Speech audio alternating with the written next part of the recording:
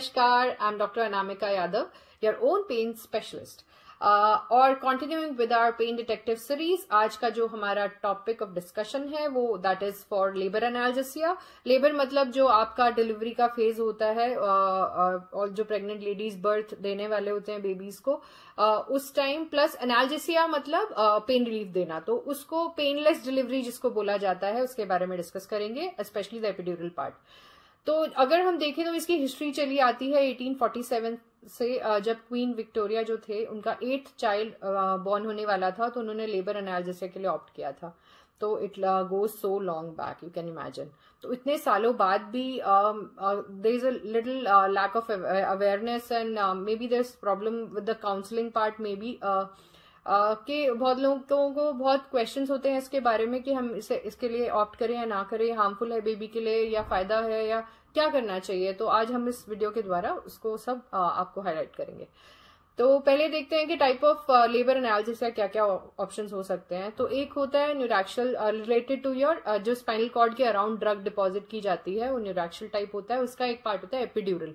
तो या हम एपिड्यूरल दें या स्पाइनल दें या एपिड्यूरल प्लस स्पाइनल दें, या 2-3 तरह के टाइप्स होते हैं, ठीक है। या फिर इनहेलेशनल एजेंट्स। इनहेलेशनल मतलब जो सांस के द्वारा आपको पेन रिलीफ दिया जाता है, उसको एंटोनॉक्स, कई लोगों को पता होगा अगर आप पढ़ रहे हैं रीसेंट अपडेट्स के बारे में, कि गैस के द्वारा जब आपको पेन फील हो रहा होता है, विद द कॉन्ट्रैक्शंस आपको दिया जाता है इनहेल करने के लिए एक गैस, ठीक है, उससे पेन रिलीफ होता है।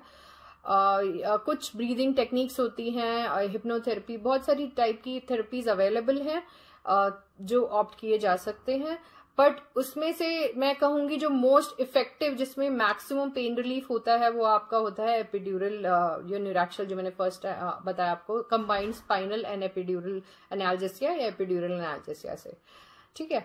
तो इस बारे में अगर हम डिस्कस करें फर्दर, तो हम जानते हैं कि हम किस फेज पे एपिड्यूरल डाला जाता है। तो ऐसा बोलते हैं जब जैसे कॉन्ट्रैक्शंस शुरू हो जाते हैं मदर को, till the birth canal is almost like 4 centimetre dilated, 2 to 3 centimetre पे ही काफी पेन होने लगता है। तो आप उस टाइम भी ऑप्ट कर सकते हैं लेबर एनाल्जेसिया के लिए। जैसे आपने बोला आप पेन सहन नहीं कर पा रहे हैं, तो mother can always request, and mother का रिक्वेस्ट ही सबसे इंपॉर्टेंट होता है, एपिड्यूरल का इंडिकेशन होता है, ठीक है। तो उसको डाल सकते हैं उस टाइम पे एपिड्यूरल को।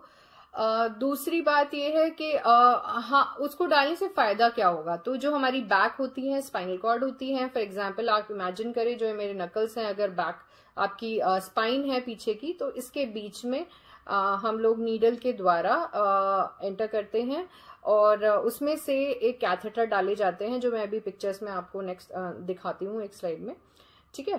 तो इतनी पतली एक नीडल होती है, इतनी पतली, I think you can see, it's very small, ठीक है। इससे आपकी जो स्किन होती है यहाँ पे, ठीक है, जहां से एंटर करना है, उसको नंबिंग एजेंट से, दवाई से सुन कर दिया जाता है, और वो सुन करने के बाद उसमें से जो थोड़ी सी इससे मोटी नीडल होती है उसको डाला जाता है, और उस नीडल के अंदर से एक बाल जितना पतला कैथेटर डाला जाता है, जिसके अंदर से आपको उस टाइम पे ड्यूरिंग जो आपका पेनफुल फेज चल रहा होता है, उसमें से दवाई दी जाती है, जिसके लिए एक छोटी सी मशीन रखी होती है, उसमें से इन्फ्यूजन पंप बोलते हैं, उसमें से कॉन्टिन्यूसली दवाई जाती रहती है उस कैथेटर के द्वारा।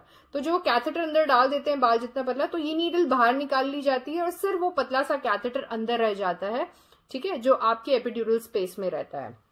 तो ये हमारा एपिड्यूरल इस तरह उसको डाला जाता है। तो देखा जाए तो आपको जो पेन होगा डालते हुए एपिड्यूरल कैथेटर, तो वो इस नीडल का पेन होगा, जो आपको सिर्फ नंब करने के लिए वो एरिया हमने यूज किया है, क्योंकि उसके बाद सिर्फ एक प्रेशर फील होता है, पेन नहीं होता है। ये हमारा एपिड्यूरल सेट है, ये 2 हीज नीडल है जो 18 गेज या 16 गेज में अवेलेबल होती है। इसको डालते हुए ज़्यादा पेन नहीं होती है, क्योंकि ऑलरेडी हमने नंबिंग मेडिकेशन डाली हुई है।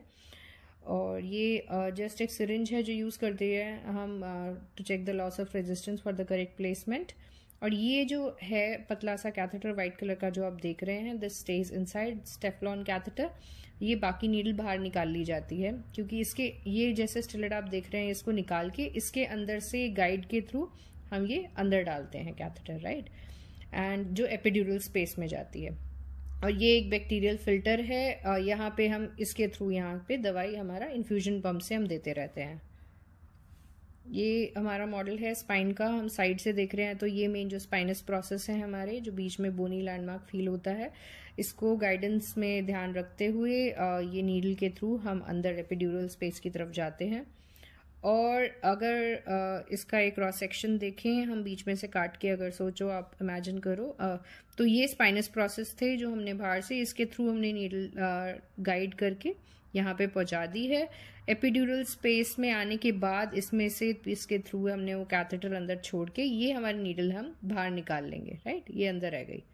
तो बेसिकली ये है कि ये स्पेस के थ्रू बहुत सारी नर्व्स होती हैं जो हमारी बैक की, जो ये एरिया की नर्व्स हैं जो जिसकी वजह से लेबर पेन्स होते हैं, तो वो सारी जो नर्व्स निकल के पूरी एपिड्यूरल स्पेस में बेद होके बाहर जा रही होती हैं और सप्लाई करती हैं, जिसकी वजह से पेन परसीव होता है। तो अगर हम ये कैथेटर उसी जगह पे डाल के उसमें से दवाई दे दें तो वो पूरी नंबिंग मेडिकेशन पूरे में स्प्रेड हो जाती है और पेन रिलीफ मिल जाता है।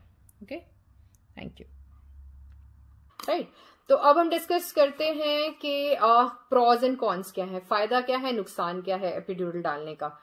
तो फायदे मैं पहले बताऊंगी because I am very positive person, so I would like to tell about positive things first. So पहली चीज है कि pain relief, major pain relief होता है। इट्स लेबर पेन्स बोलते हैं सबसे ज्यादा पेनफुल, अगर जो कैटेगरीज होती है हमारी सीवियर पेन में वो टॉप मोस्ट कैटेगरी में आता है, ठीक है। तो बहुत डिफिकल्ट फेज होता है, आई अंडरस्टैंड, बट उसके बाद बेबी आ जाता है तो सब लोग भूल जाते हैं, but during that phase it's a difficult time, I understand, ठीक है। तो इसलिए हम ये डिस्कस कर रहे हैं, राइट। तो पेन रिलीफ बहुत सिग्निफिकेंटली होता है। तो जब मैं जाती हूँ एपिड्यूरल्स डालने के लिए तो ladies they are like howling in pain, सब कुछ बुरा लग रहा होता है। I can imagine their place कि it's a difficult time. So after putting the catheter and giving some drugs, जब पेन रिलीफ होता है, they are like very thankful and they are like very happy and smiling, they can rest also, they can sleep during the labour phase also, ठीक है। तो इतना फर्क पड़ता है and they are really thankful and I feel blessed that we have something like that we can relieve the pain, right.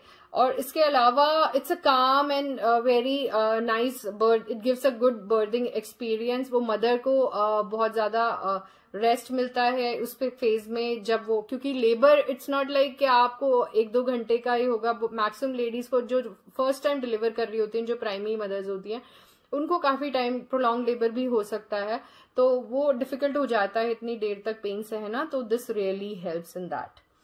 उसके अलावा अगर मैं बोलूं कि फायदा क्या है, एपिड्यूरल एक बार प्लेस में हो गया एक जगह, आप उसको डल गया है, उसमें से आप दवाई कभी भी दे सकते हैं, या उसमें अगर डोज और कॉन्सेंट्रेशन बढ़ा दी जाए दवाई की, तो वो सेम एपिड्यूरल अगर बाय चांस आपको जरूरत पड़ती है कि आपको सिजेरियन करने की जरूरत पड़ गई, ठीक है, तो आपको पूरा बेहोश नहीं करना पड़ता, बिकॉज वैसे भी वो ऑब्स्टेट्रिक में सेफ नहीं होता है मदर्स के लिए और बेबी के लिए।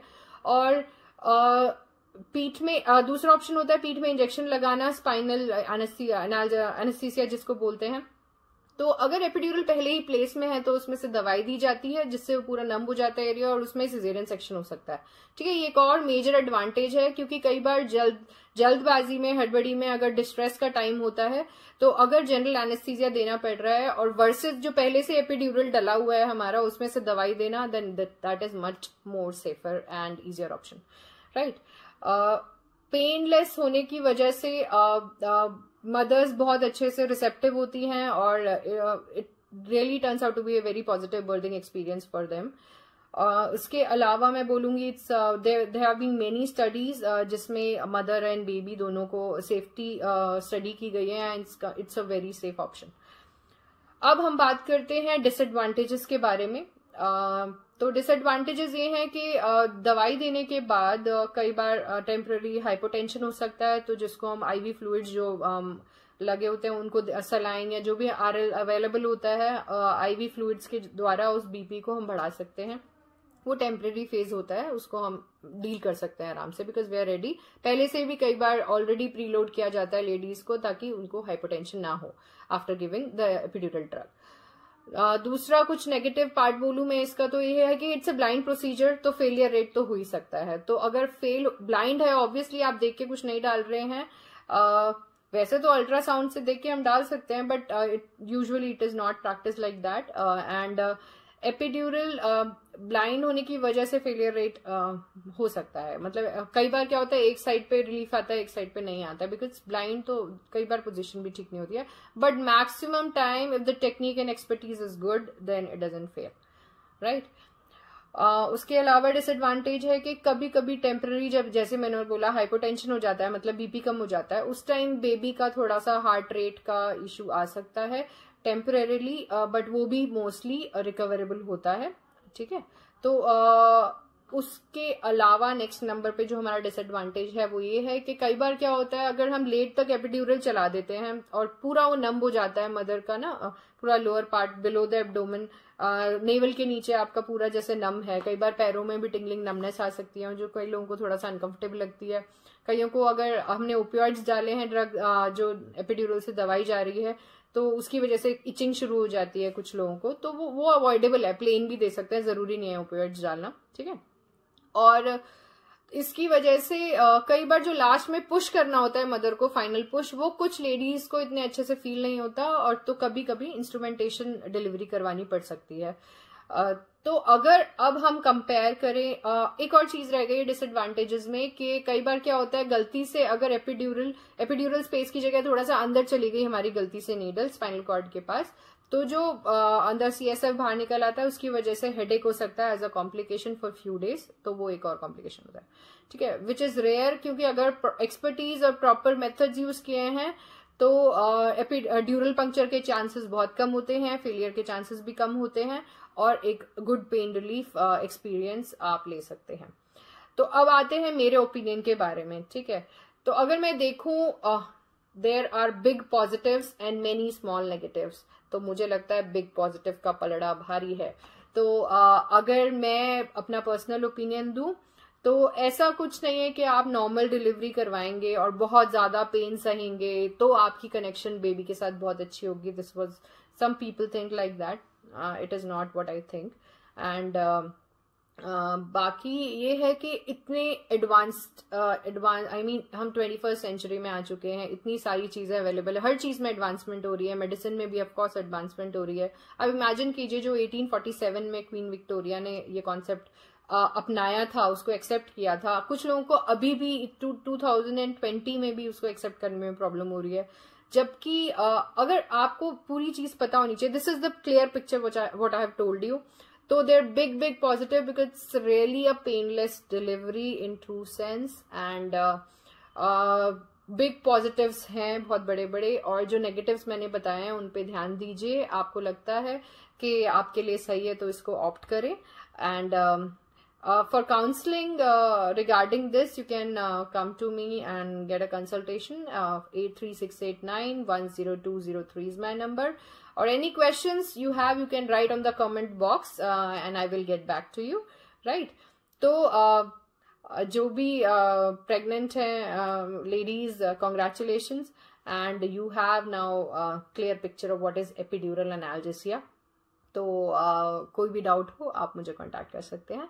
And with personal experience, because we have been delivering babies, like I mean I work in an obstetrics hospital जहाँ पे बहुत ज्यादा डिलीवरीज होती हैं, तो वहां पे अगर मैं बोलूँ तो 90% of the people patients are opting for epidurals, and और सक्सेस रेट भी ऑलमोस्ट 99% होगा, and they are very satisfied and they get very happy because they really get a painless delivery done. So any questions you can write on the comment box and I will get back to you. And for any kind of painful conditions you can get my consultation. I work in Singh Orthopedic and Pain Clinic, Sector 27, Gurgaon, and I also work in CK Birla Hospital, Sector 51, right? तो consultation के लिए again I am repeating the number, it is 83689-10203। WhatsApp करें या call करें for my appointments. Thank you so much, till we get back for the next video. Thank you, bye bye, take care, and I hope this video was really helpful for you.